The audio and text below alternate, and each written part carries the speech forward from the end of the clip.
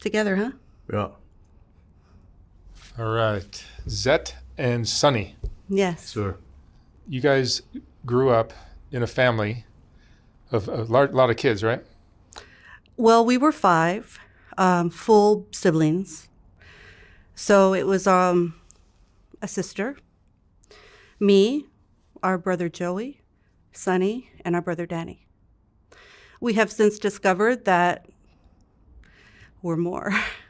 We're 15 in total. 15 in total. Half siblings. Our father wasn't a very faithful person.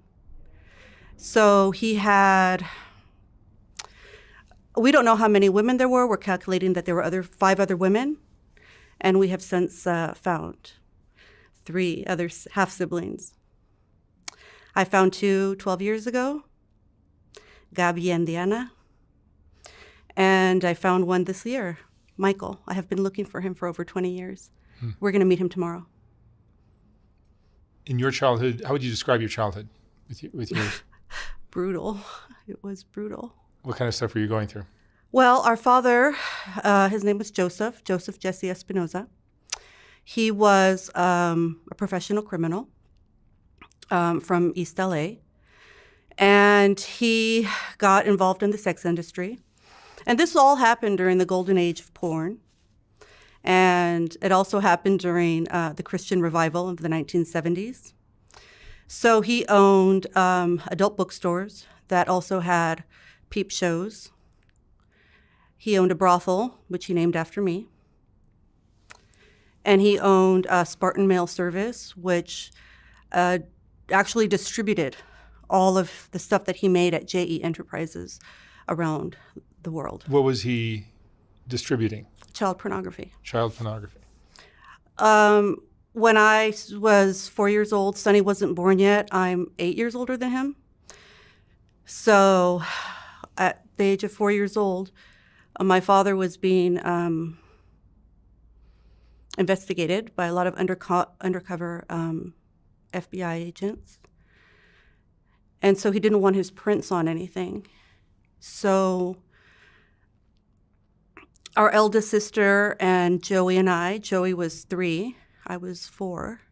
Our eldest sister was almost 6. We started going to the warehouse, JE Enterprises, every Saturday. And we each had different tasks. So I was on packing duty. Joey was on what he called dildo detail because my father produced dildos. And so Joey had to snip the extra rubber off the dildos that were packed, that were actually made there. And he also had to put hair in the testicles. He had very dexterous fingers. He was a natural-born athlete. And our eldest sister was in charge of dusting everything, which it was everything. It was lubricants and butt plugs and cock rings and whatever you could imagine. But You guys were kids. I was 4. Wow. We were children. So my father, being investigated, didn't want his prints on anything, so I was in charge of packing the kiddie porn. Yeah. And I remember the first time I saw it, he said, okay, Susie, mija, you're gonna pack this. Just pack it, put it in these boxes. And he handed me everything like without really touching it. So I remember the tape was around a pen. That's how he gave it to me. And he gave me orders how to pack it, and then he left. But the cover of one of the magazines was called Lollipop, from the Lollipop series. And I looked at it and I wanted to see what was inside. And it was children my age and younger doing things that they do in those things. It was terrible. And when he came, I said, "What's this?" And he said, "Hey, I told you to pack, not to look." And I said, "But why are they doing this to them?" And he said, "They like it." And I said, "No, they don't. They don't look like they like it." And he said, I had to pack it. So that's what I had to do every weekend. Did your mom know what was going on? Our mother she knew. She was She suffered from mental health issues, and she tried to end her life several times. Both times I called for help. I don't want to say I saved her, but I did call for help both times. The first time I was 4, and the second time I was 6. And the second time she actually did it in front of me.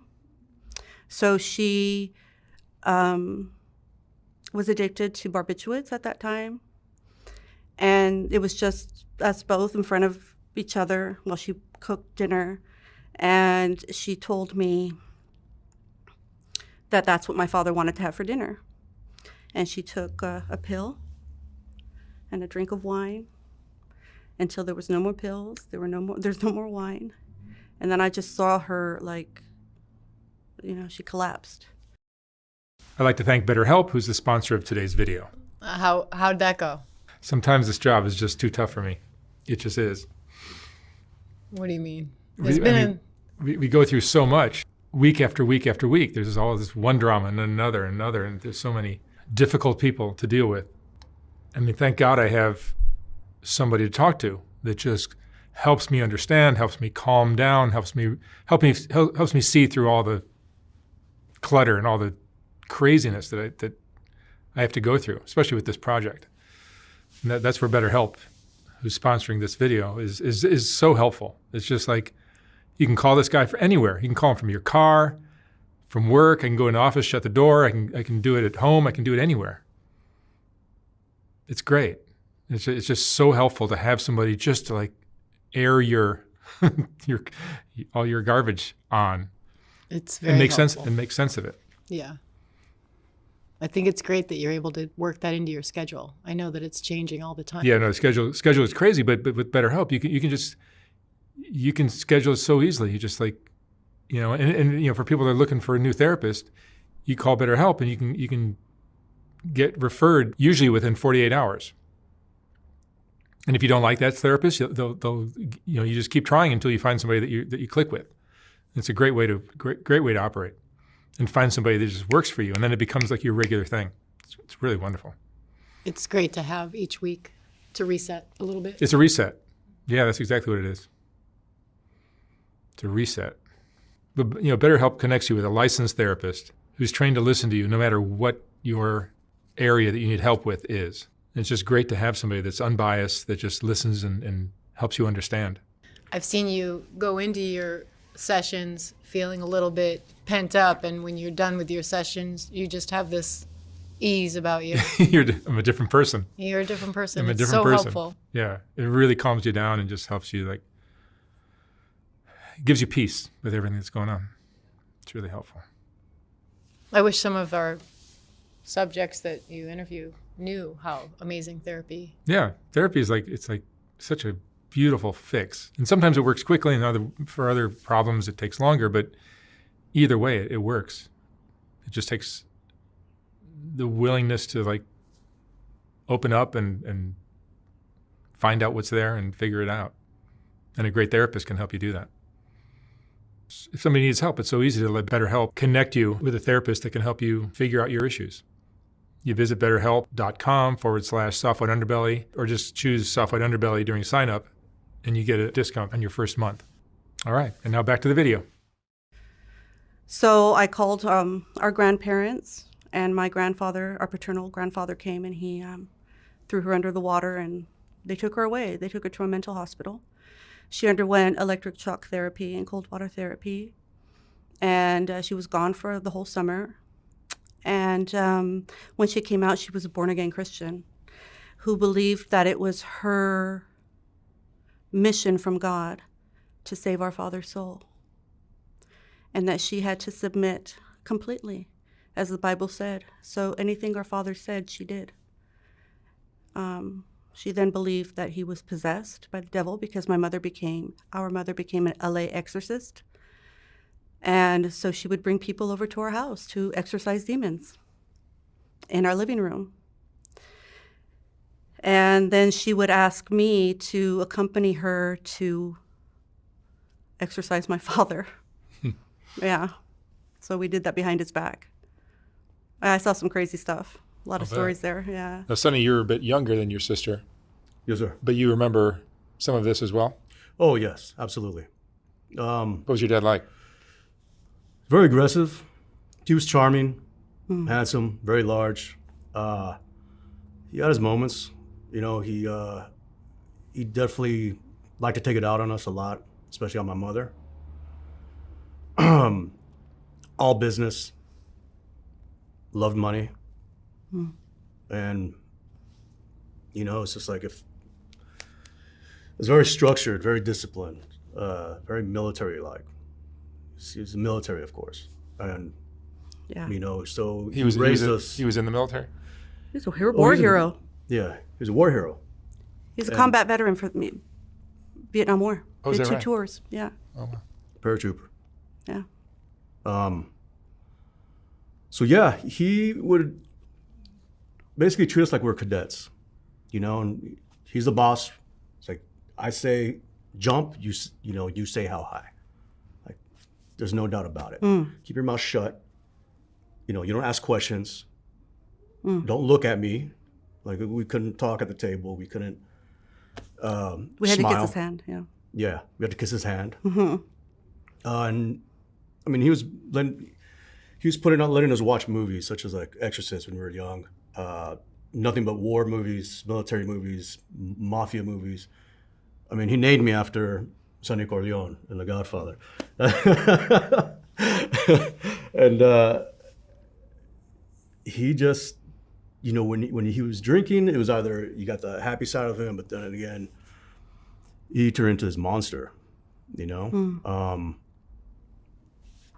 I mean, it's kind of hard to explain. I mean, it's this guy, he thought everything was a joke, you know?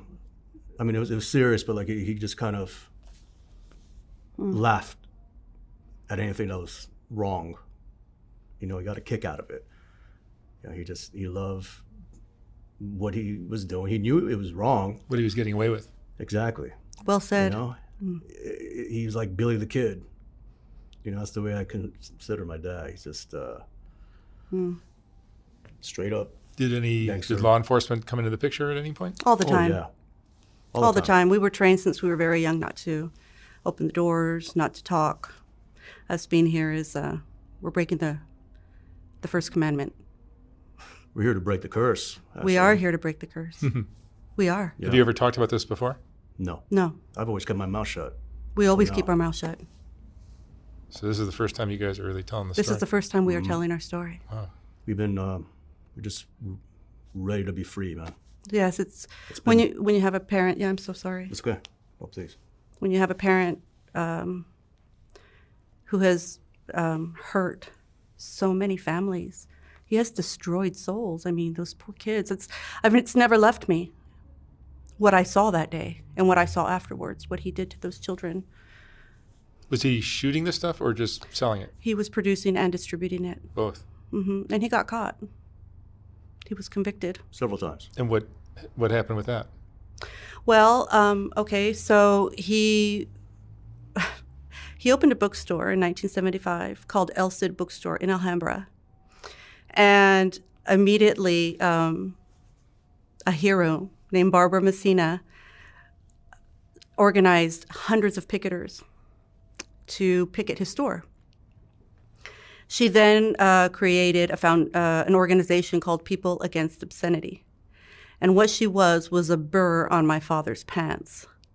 He just couldn't get rid of her. It became personal. And when it became personal, it became messy for him, and he lost his cool. So that fight started the roll downhill, of which he started losing his temper. He got convicted for shooting a man, and he was sent to Chino for that.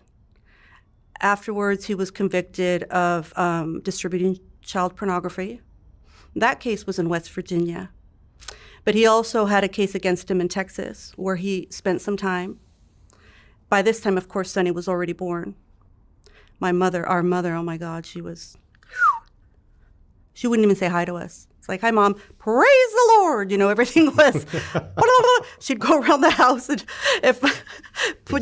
rebuke the devil in electrical appliances on our blender sort of thing. So the day she died, she was like Yeah, that. she was like that till the day she died. So your And mom is gone now, Yes. but your dad, he's still at large, yeah. And I say still at large because when this avalanche that Barbara Messina, my personal hero, she started, it was one case after another. So he was convicted of attempted homicide, racketeering, extortion, of course, transportation of kiddie porn, obscenity charges and blah, blah, blah, blah, blah, assault on a police officer, assault with a deadly weapon as well.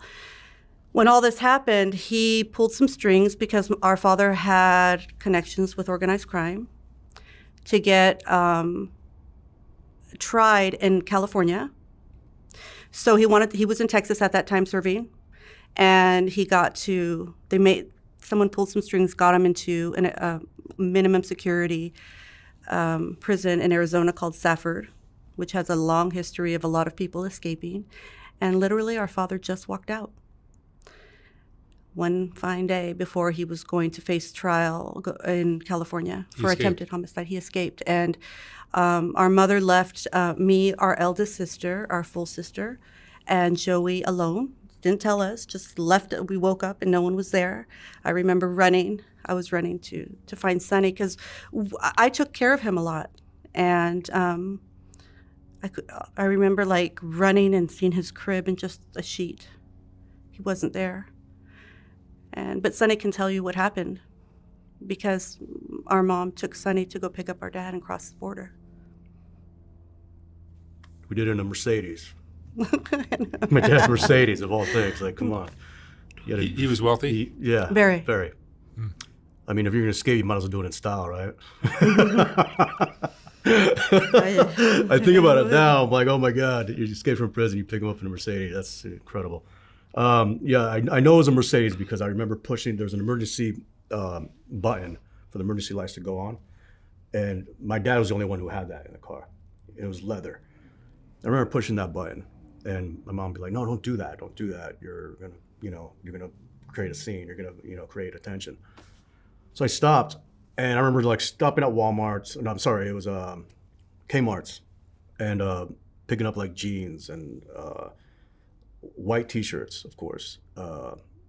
She got me a coloring book. She just picked up the necessities. I didn't know what was going on. We stopped somewhere along Arizona or New Mexico, stayed with some family members overnight. And from then on, the last thing I remember is it was nighttime, maybe early in the morning somehow. She told me to get in the back seat and just act like I was asleep. Right, and I had to stay under the covers the whole time. Next thing I know, she's just slowing down. I remember seeing lights and hearing helicopters. And all of a sudden, my mom just honks. I remember this perfectly. My dad jumps in out of the blue, and he's like yelling at her. Just like, what the fuck are you doing? Like, what got it? Like, almost like hitting her, almost. And I go, Daddy, what's going on? And he's like, what? And then he gets mad at her. It's like, what the hell is he doing? Like, still, he's like, go back to sleep. Just shut up. So then they take off, and I remember him turning up the radio and hearing this song that's always been stuck in my head, and it's Maybe by the Chantels. It's an oldie but goodie. So we're going, and I'm peeking, right? And he's taking off his clothes, his jail clothes, throwing them out the window, putting on his jeans and the white shirt. And I asked my Daddy, what are you doing? And he goes, I told you to go to sleep. Shut up. I just quit my job. So we're going, and I'm seeing him loading up a .357, which is one of his favorite guns, by the way. And bullets are just falling, and he's like, boom, boom, boom. He's like loading up just in case. I remember the bullets just like kind of rolling underneath the seat and me picking one up and just like underneath the covers, just kind of playing with the bullet. We stopped by several motels, constant yelling, constant beatings, my mom being beaten. Remember stopping by a lot of like ranches on the way, seeing muddy waters, a kid crying on like a portable toilet, you know. It's just like, it looked like the place just went through war. It was like it was a hideout for him somehow. A little remember bits and pieces of that. And then Susie comes along. Yeah, so we were left at home.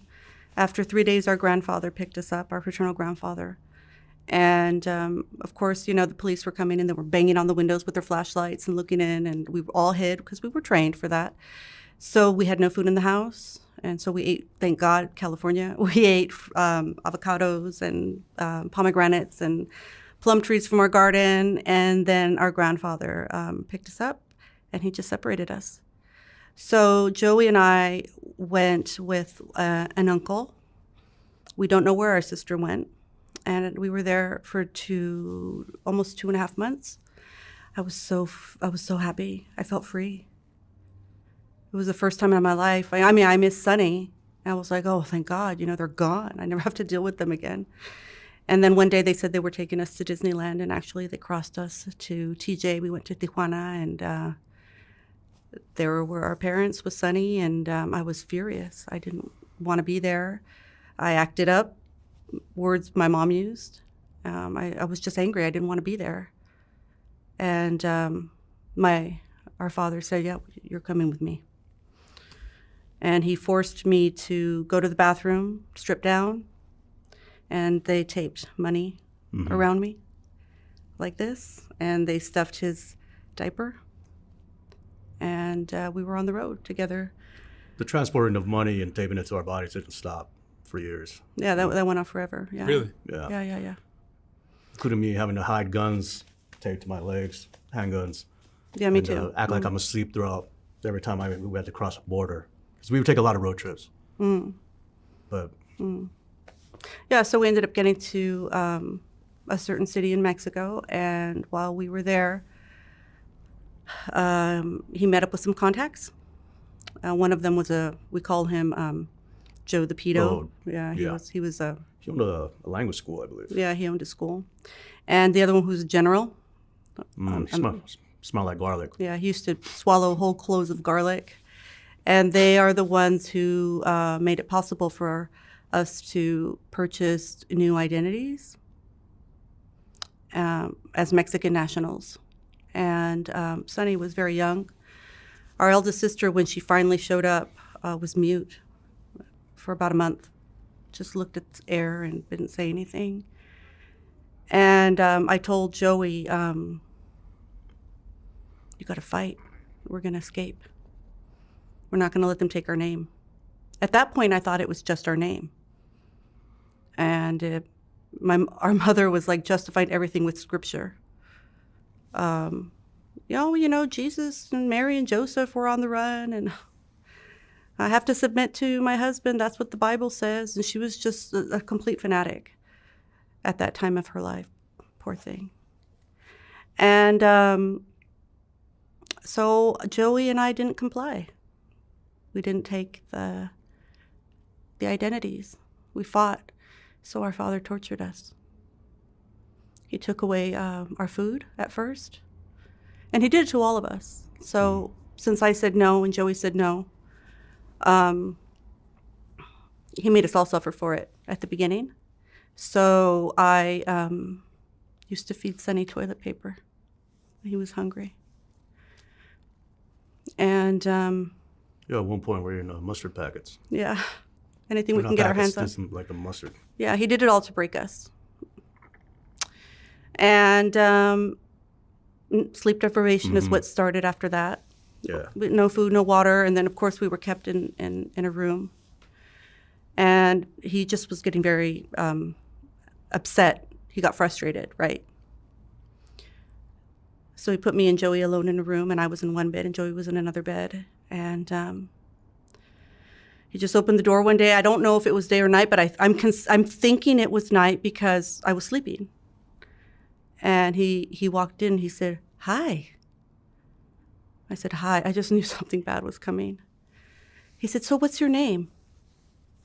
And I said what my name was. And he said, right. And he just like, he picked up Joey and Joey was sleeping. And he just barely woke up before my father knocked him out in front of me. And he just started to beat him in front of me. And I told my father, please stop. I'll do whatever you say. I'll be whoever you want.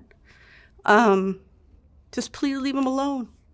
I felt so guilty, you know, because he was following my order. And he trusted me.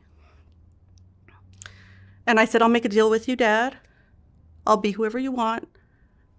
But please give me the blessing to one day go back and get my identity. And he said, yay, you know, you've got balls. And he shook my hand, and it was a deal. And so then I became Susana. And she was my champion. She stepped in. And she kept me sane. It was as though I was put in an oubliette and forgotten. And she was my champion. And it's really funny, you know, because Susana was a lot different than I am today. She didn't have a lisp. I have a lisp. She was ruthless. She never cried, not once. And she was very cold-hearted. She was what was needed at that moment to get through that. And then, of course, we began the induction, which we all had to go through, which was our father taught us how to live on the run, basically. How many years did this go on? 5, 6 years. Because it wasn't just a name. It was everything. It was your background. It was where you're from, who your grandparents are. So it was over and over and over again. That was just the story of who we were. But the other part was also how to deal with law enforcement if they should ever come pick us up. So our father always told me, when I'm through with you, you'll be able to pass a lie detector test. And, you know, he taught us how to lie. Live a lie by telling the truth. Be chameleons. Yeah. The point is you always had to tell the truth. There always had to be a grain of truth in whatever you said. And unfortunately, that's what ruined our brother Joey. Yeah. He didn't know who he was, ever. What happened to Joey? So, go ahead. He drank himself to death. May 12th, 2023. 11 months and 6 years ago. 11 months, 6 days ago, sorry. I was about to say. Yeah, sorry. It's still very fresh for us. Yeah. It's still very fresh for us. How did all this stuff that you went through as kids, how do you think it's affected you as adults? Well, I always see it as, you know, there's always something good that comes out of something bad. You just pull yourself out of that bad. You just learn and grow from it, man. You know, you can't let bad shit keep you down.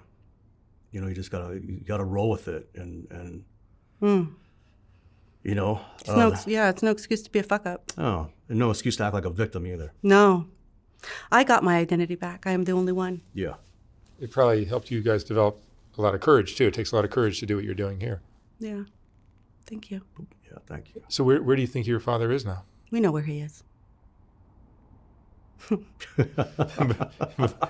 yeah, we know. You're protecting him, or you're? No, if anyone should give us a call, Oh, I see. we'll lead the way. Okay. Yeah, I mean, after all this time, I recovered my identity. It wasn't easy. I actually, all the training that he gave us, I actually was able to use it during my FBI interrogations. And because they were still looking for our father at that time. And yeah, so I'm Zett Espinoza again. So the FBI is still looking for your father? There's still an active warrant for his arrest in El Paso, Texas. Whether or not the U.S. Marshals want to act on that is up to them. We collect his wanted posters. Oh yeah, we're buying them all. We're buying them on eBay. They're our war trophies. Yeah. Yeah, for real. we lost another brother, Danny. He died in October of 2022. He was murdered, and we'll never recover a body. We do believe my father has something to do with that. We're speculating, allegedly. Yeah. We know him well. It's a heavy story. Yeah. Hmm. Does this coming out and talking about this put your life in danger? We don't know. But we'll take that risk. I mean, it's been killing me keeping all this stuff in and I've lost like so many opportunities just by having to hide all the time and just to protect my father. But really, it's like, you know, I got to love myself as well, man. You know, I spent, for 40 years, I was like, you know, not only did he kidnap us, but we worked for him. And, you know, it's like after we worked for our father, I mean, we can do anything. Yeah. You know what I mean? Like, we could literally work for him. We can do anything. We can get through anything. And But by the grace of God. yeah. So Yeah. her and I, we always had different views. I mean, we worked for our father for all these years, learned to run the business, work for the family, you know. But we had other plans for ourselves. And he didn't like that we thought differently. But we did it anyways. We never wanted to, but we did it anyways because we had no other choice. It's like, he's like, this is what you got to do. This is what we're doing. Just keep your mouth shut. Like, just shut up. He had his way of talking with us. So we're like, damn, all right, you know? Yes. And if not, then who knows what would have happened to us if we didn't. Yeah. And I mean, so right now, Sonny is actively trying to regain his identity, his true identity. It's like Jason Bourne. Yeah, he's actually a ghost in the system at the moment. You told me he doesn't have a last name. He doesn't have a last name at the moment. No. We've gone all legal, you know, ways to recover his identity. I mean, anything, you know, DNA tests on my behalf or whatever.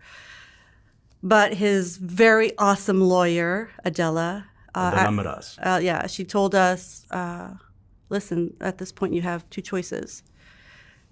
We either get your dad and we force him into a DNA test, or you go public. So here we are. Here we are, Mark. Thank you. Sure. Thank you. What was the most disturbing thing you went through as kids with your dad?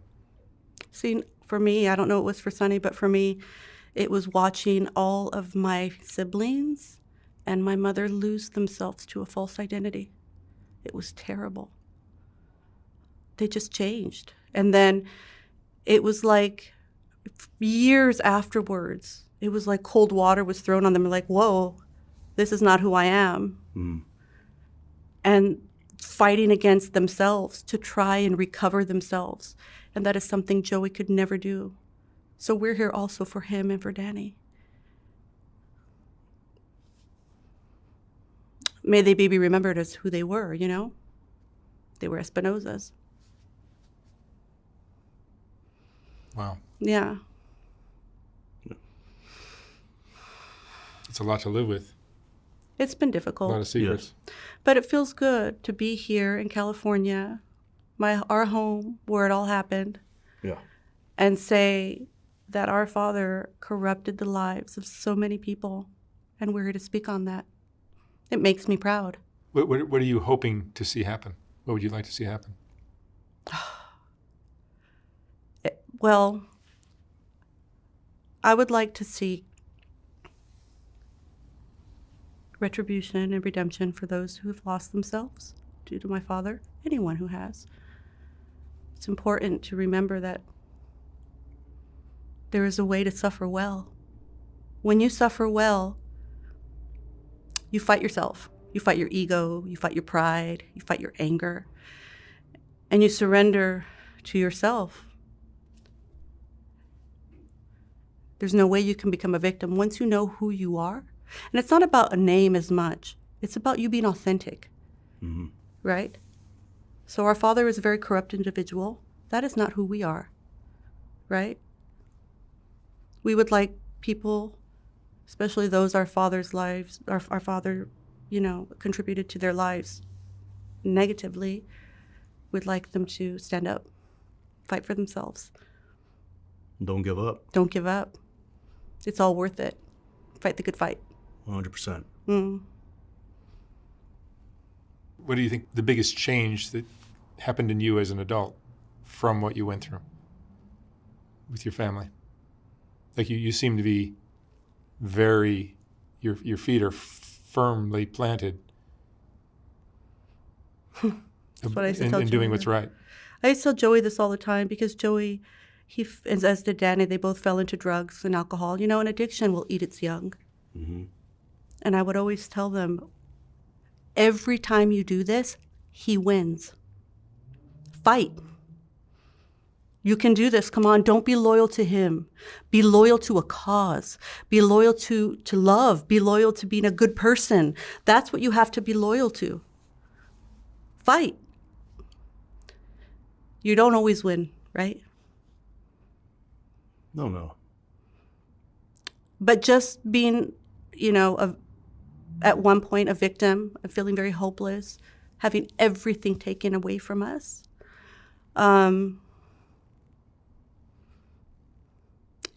What can I say? You don't give up. Ever. Do you think you and Sonny have maybe just different personality types than some other members of your family? Like you seem much more resilient, maybe. Well, I'm in therapy. I've always been in therapy forever. They have mentioned, yes, that it could be something that you're born with, a kind of resilience. I don't want to believe that. You just seem like a very strong woman. I mean, both Thank of you. you. Thank you. Thank you. Well, We are his children, aren't we? that's right. Yeah. Just backfired on him. Well, He was trying us to be crime bosses. that strength can be directed towards good or evil. It's all in the choices you make. That's right. It's Yeah. all in the choices you make. Now, of course, we're not perfect. We've messed up enough. But most of the harm that we've done in our lives has been to ourselves. Yeah. Yep. And That's everyone. yeah, exactly. So when you have suffered long enough, that's what we know. We have suffered our whole lives for a criminal. It's very disgraceful. Were there good memories of your childhood with your parents? Mostly with our extended family, right? Like our Right, uncles. Our father came from a very colorful family.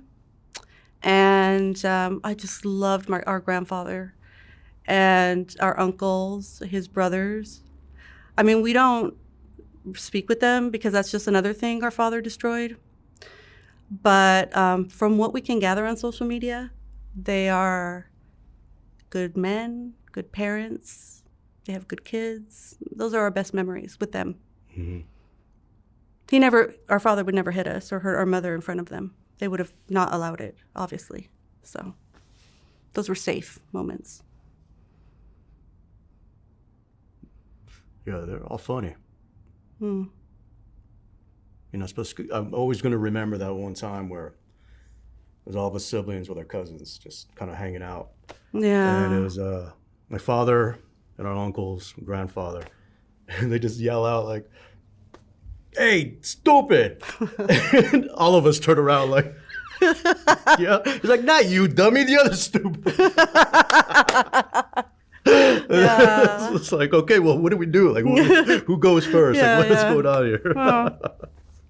Yeah. There's a lot of laughter. We always find the joy in things and try to laugh. Oh, yeah. That's always- important. yeah. We're always laughing.